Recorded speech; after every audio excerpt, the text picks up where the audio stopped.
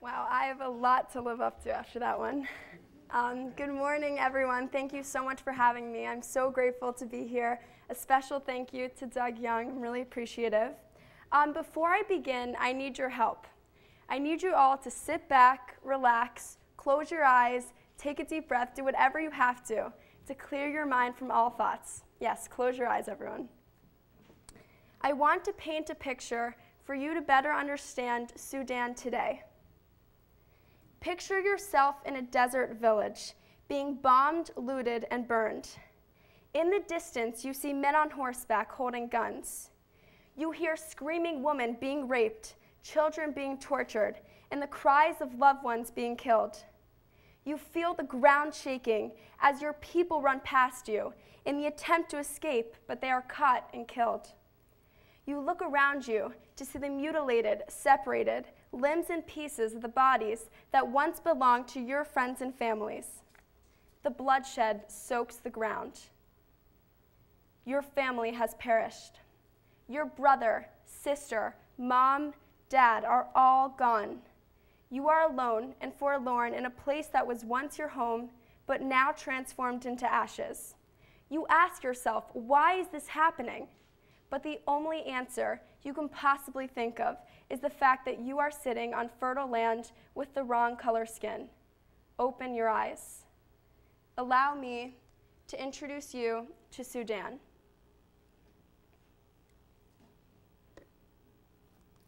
So Sudan is a northeastern African country, and it happens to be the largest country in Africa. Darfur is in the western region of Sudan and has officially been in conflict since 2003. So the people of Darfur are primarily black Muslims. Khartoum, which is the capital of Sudan, is primarily Arab Muslims and is under the leadership of President Omar Al Bashir. So let's get this straight. The people of Khartoum and Darfur have the same religion, but of different races. This, combined with the fertile farmland of the region of Darfur, has led to extreme ethnic conflict. The primary perpetrators of this conflict are the Janjaweed Militia. Janjaweed directly translates to a man with a gun on a horse. However, the tragic impact that they have made in Darfur means so much more than this translation.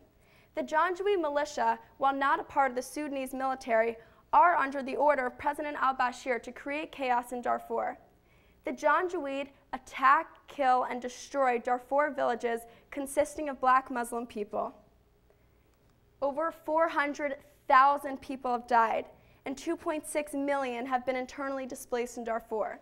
Let me repeat that. Over 400,000 people have died, and 2.6 million have been internally displaced in Darfur. This number blows my mind.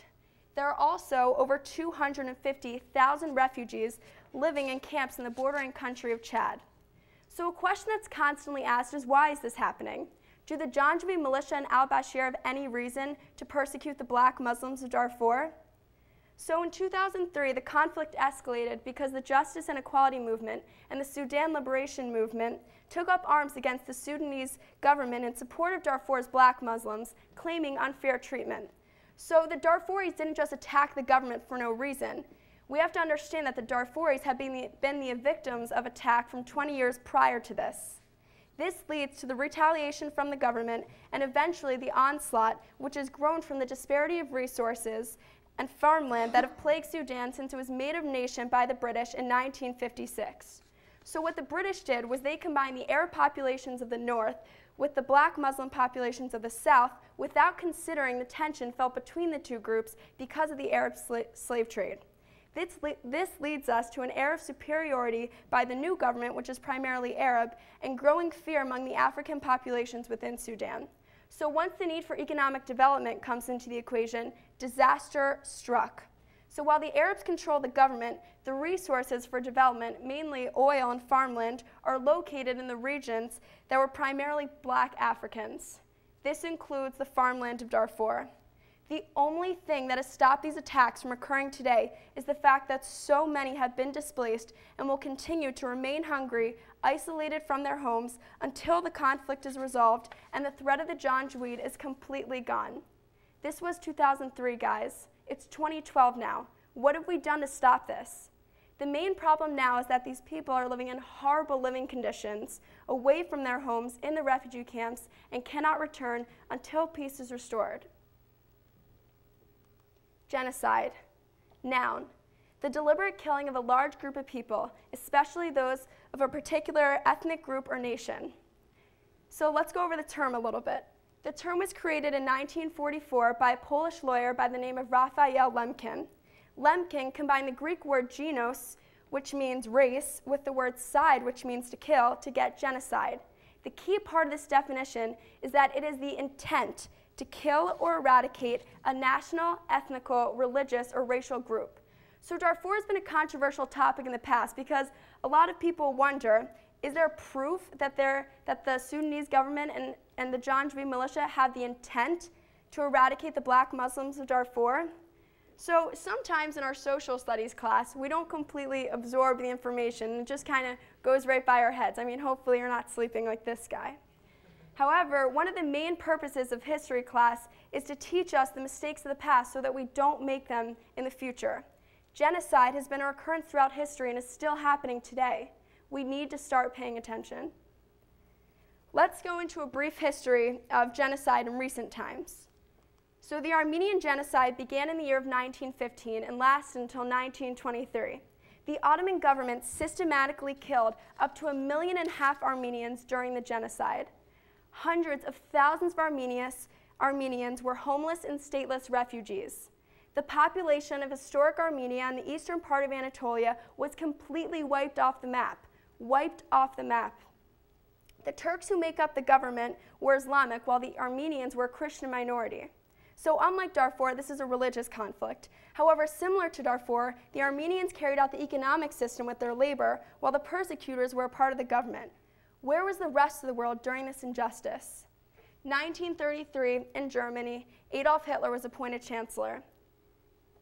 Through propaganda, desperation, and brainwashing, 6 million Jews were killed, as well as 5 million gypsies, mentally disabled, practicers of Jehovah's Witness, and many others who did not fit the mold of the Aryan race.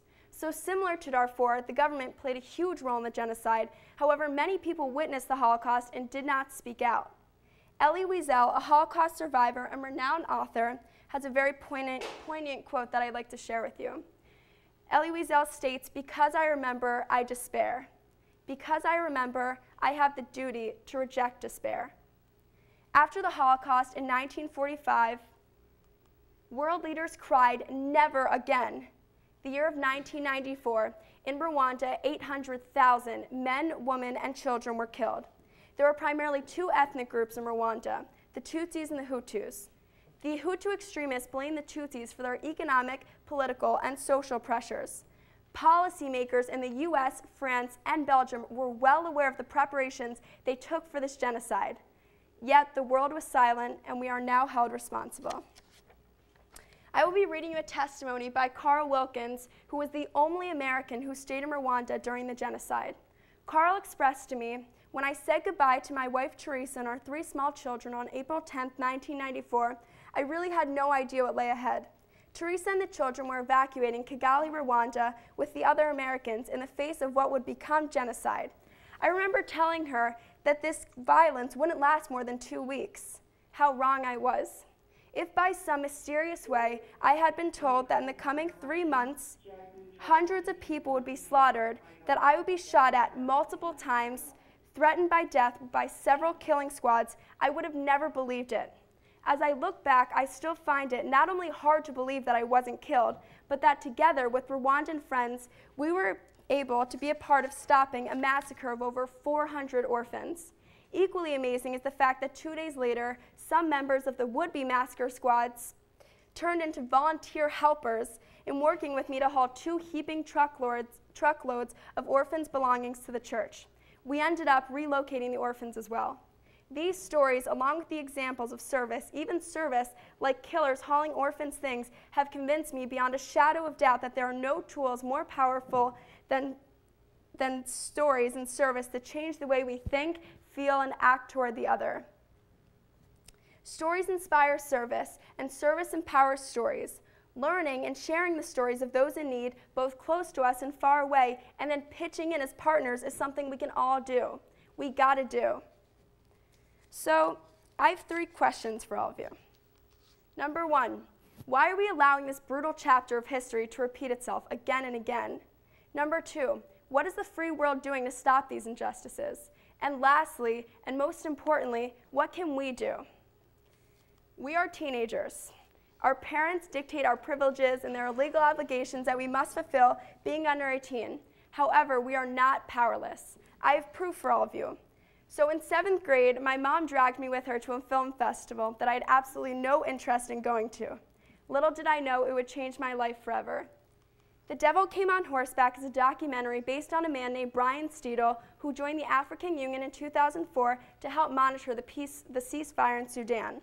He had no idea what was in store for him, and the movie sheds light on the atrocities occurring in Darfur that he physically witnessed. He was outraged by the genocide, but even more so by the lack of awareness and involvement of the world.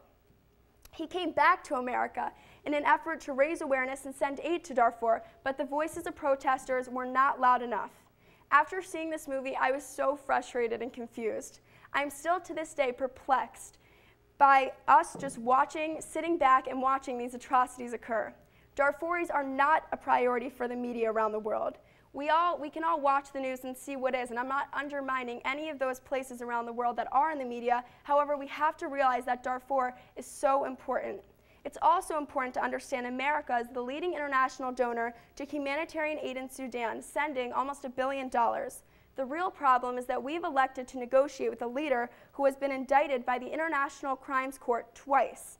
After Bashir's first indictment, he threw out all of the non-governmental organizations, or the NGOs, that were sending aid to the people of Darfur that desperately need it. I needed to do something. My family friend had recently started making these really beautiful, unique signature jewelry. The jewelry was so beautiful, and it was made out of recycled materials, I thought we could do it too.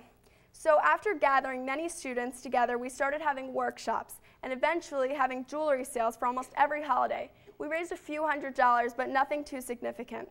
Coming into high school, I first brought the idea to my close friends, and with their unbelievable determination and passion for the cause, we have built our club to over 100 active members. We now have 4 different committees, including advertising, fundraising, jewelry making, and most importantly, awareness. We have raised about $5,000 in the last 2 years, but we've come to realize as a club that it's not about how much money we raise and really about spreading awareness. The students involved in the club are amazing with their energy and enthusiasm. The head of the jewelry committee, Sam Braver, contacted jewelers from around the world, and we have been receiving jewelry from Singapore, China, Boston, New Hampshire, North Carolina, etc. These are actually some of the pieces that the students have handmade. These are people around the world coming together simply because they care. I could keep listing the club's accomplishments, but then again, that is not what this is about. Over 400,000 people have died. We have to start thinking beyond numbers. We have to start thinking beyond ourselves. Just because this is happening in another continent does not excuse the fact that it is our moral obligation to do something. The members of Gems Not Genocide are kids just like you guys, only with the common goal of creating a prosperous future for Sudan. So the club's proceeds are being donated to the Darfur Peace Development Organization, also known as DPDO. The money is specifically going to the Gangy High School, which is opening this month. We will begin pen paling with the students at the high school in Darfur when our next school year begins. So education opens opportunities for us in the world and creates tolerance and understanding of different cultures. By providing the young generation of Sudanese Darfuris with proper secondary education, their future has been given so many opportunities. There are so many other things that we can also do to help end the genocide. We could write letters to Congress to help pass the H.R. 4169 Peace, Security, and Accountability Act of 2012, which helps give access to the aid groups to enter Sudan from the places that they're restricted from because of the government's sanctions.